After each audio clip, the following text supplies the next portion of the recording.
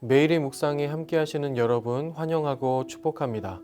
오늘도 하나님의 말씀을 붙들고 하나님과 친밀하게 동행하시는 은혜가 가득한 하루 되시기를 축복합니다. 오늘 함께 나눌 말씀은 이사야 31장 1절부터 3절까지의 말씀을 함께 나누도록 하겠습니다. 이 말씀을 먼저 봉독하도록 하겠습니다. 도움을 구하러 애굽으로 내려가는 자들은 화 있을진저 그들은 말을 의지하며 병거의 많음과 마병의 심히 강함을 의지하고 이스라엘의 거룩하신 이를 앙모하지 아니하며 여호와를 구하지 아니하나니 여호와께서도 지혜로우신즉 재앙을 내리실 것이라. 그의 말씀들을 변하게 하지 아니하시고 일어나사 악행하는 자들의 집을 치시며 행악을 돕는 자들을 치시리니 애굽은 사람이요 신이 아니며 그들의 말들은 육체요 영이 아니라. 여호와께서 그의 손을 펴시면 돕는 자도 넘어지며 도움을 받는 자도 엎드려져서 다 함께 멸망하리라. 아멘. 네, 오늘은 이사야 31장을 묵상하는 날입니다. 앞서 이사야 30장에서는 하나님께서 이사야를 통해서 말씀하시죠.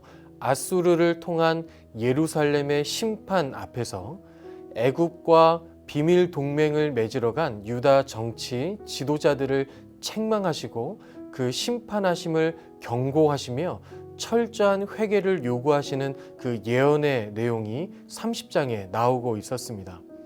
오늘 31장은 이사야 30장의 축소판이다 라고 불릴 만큼 30장의 내용이 똑같이 반복되며 강조되는 내용이 나오고 있습니다. 31장은 짧지만 세 부분으로 나눌 수 있겠는데요.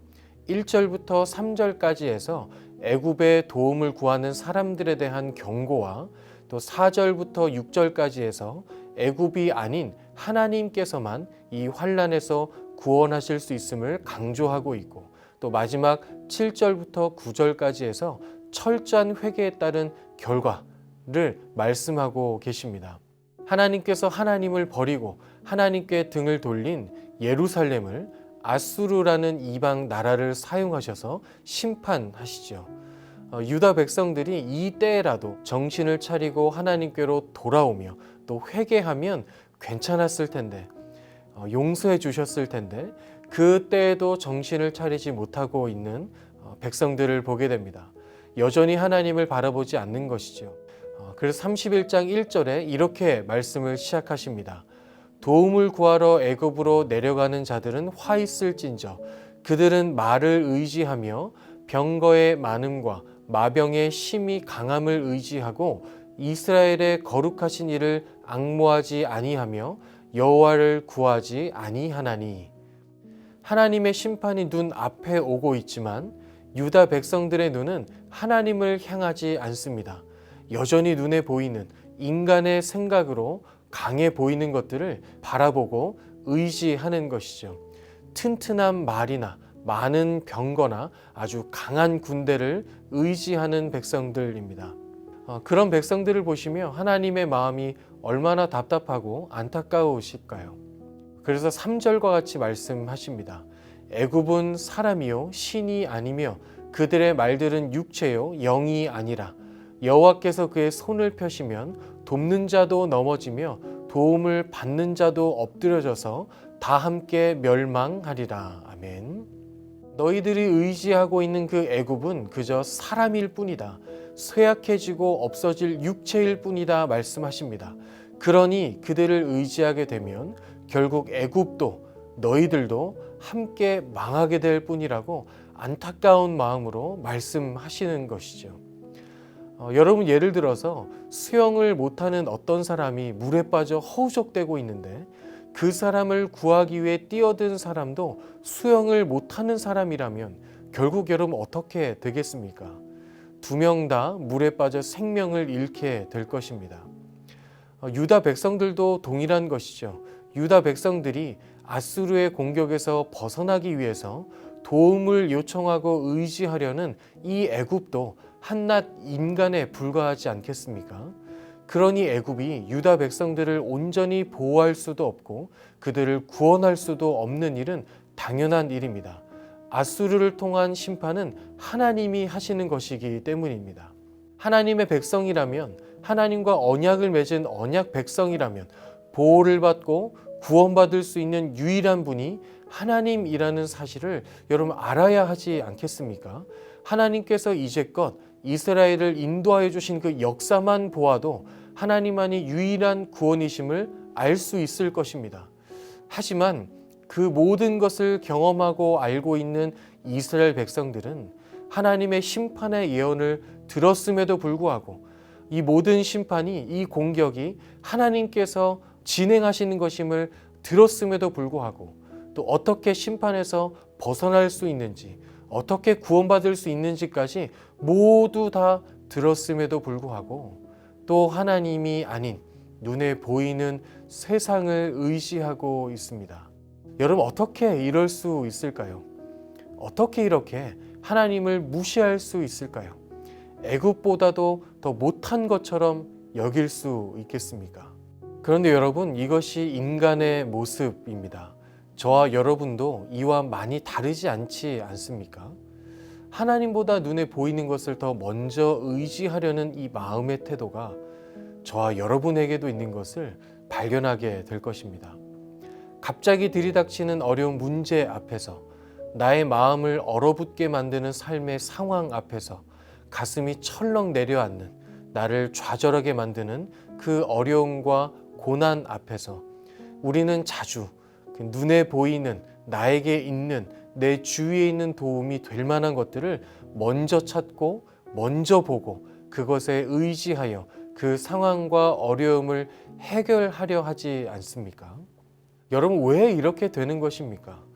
왜 그런 상황에서 하나님을 바라보지 못하고 눈에 보이는 것들을 더 먼저 보게 되고 의지하게 되는 것일까요?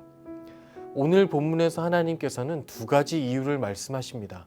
첫 번째는 너희가 나를 앙모하지 않는다 말씀하십니다. 앙모라는 이 단어의 사전적 의미는 우러르고 사모하는 것, 그 마음이라고 나와 있습니다. 여러분, 그런데 생각해 보면 우러러보고 사모하는 이 감정은 필요한 순간에만 발동하는 그런 류의 감정이 아닙니다.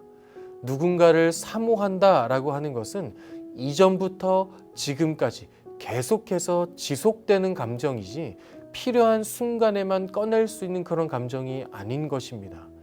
즉, 평소에 아무런 일이 없는 그때에도 하나님을 계속해서 우러러보고 사모해야 하는데 너희가 그렇지 않았다. 그렇기 때문에 지금도 나를 보지 못하는 것이다. 이렇게 말씀하시는 것입니다. 하나님을 의지하지 않게 되는 이유 두 번째는 너희가 나를 구하지 않는다. 이렇게 말씀하십니다. 이 구한다에 해당하는 히브리어 단어에는 자주 가다, 찾다의 의미가 포함되어 있습니다. 자주 계속해서 가는 것, 그리고 찾을 때까지 찾는 것이죠.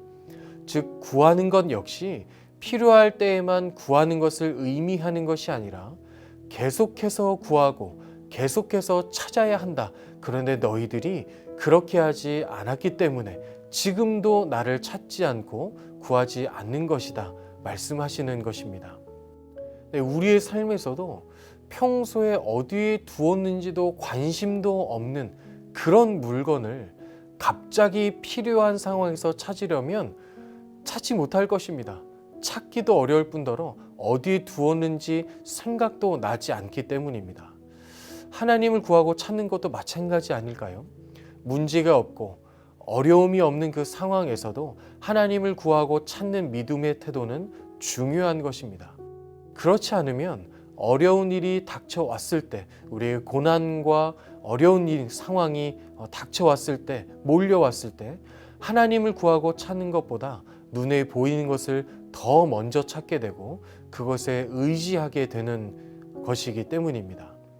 결국 하나님께서 말씀하시는 것은 너희가 평소에 나를 사모함이 없고 나를 찾고 구하지 않으니 하나님의 심판 앞에서도, 그 급박하고 긴박한 그런 상황 앞에서도 나를 의지하지 않고 눈에 보이는 애굽을 의지하려 하는 것이라고 책망하고 계시는 것입니다. 우리 역시 이 하나님의 책망을 귀담아 마음으로 새겨야 할 줄로 믿습니다.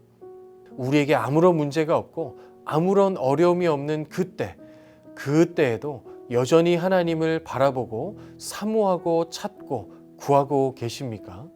하나님께서는 어려움이 있는 그때뿐 아니라 우리가 평안함을 누리며 살고 있는 그때에도 우리와 함께 하시기를 원하십니다. 그때에도 우리의 사랑을 받으시기 원하시고 그때에도 하나님께 나아가는 우리의 믿음의 태도를 원하십니다. 간절히 바라기는 저와 여러분 모두가 이 오늘의 말씀을 이 안타까운 마음으로 책망하시는 이 말씀을 마음에 새겨서 어려울 때나 힘들 때나 또 아무런 문제가 없이 평안할 때나 기쁠 때나 항상 하나님을 바라보고 사랑하고 사모함으로 하나님을 구하고 찾으며 항상 하나님과 동행할 수 있기를 바랍니다. 그럴 때 5절의 말씀이 우리의 삶에 항상 이루어질 것입니다. 한번 읽어보겠습니다. 새가 날개치며 그 새끼를 보호함 같이 나 만군의 여호와가 예루살렘을 보호할 것이라. 그것을 호위하며 건지며 뛰어넘어 구원하리라 하셨느니라. 아멘. 하나님의 보호 아래, 하나님의 인도하심 아래, 하나님의 함께하심 아래 구원의 은혜를 누리며 하나님과 함께 동행하며 살아가시는 저와 여러분 되시기를 주님의 이름으로 축원합니다. 아멘. 기도하겠습니다. 하나님 감사합니다. 우리와 항상 함께하여 주시고 항상 우리를 보호하시며 우리와 사랑의 관계를 맺으며 살아가기를 원하시는 하나님 감사합니다. 그것이 우리의 삶의 엄청난 은혜임을 다시 한번 믿음으로 고백합니다. 하지만 때로는 우리가 하나님을 잊고 하나님을 바라보지 않고 살아갈 때가 많음 또한 믿음으로 고백합니다. 주님 우리를 용서하여 주시고 긍휼히 여겨주셔서 성령 하나님 우리를 도와주셔서 우리가 모든 순간 하나님을 바라보고 하나님께 의지하여서 하나님이 부어주시는 은혜와 하나님이 인도하여 주시는 보호하여 주시는 그 하나님의 손길을 붙들고 날마다 하나님과 동행하며 살아갈 수 있는 우리 모두가 되게 하여 주옵소서. 그 은혜를 누리게 하여 주옵소서. 감사드리며 예수님의 이름으로 기도합니다. 아멘.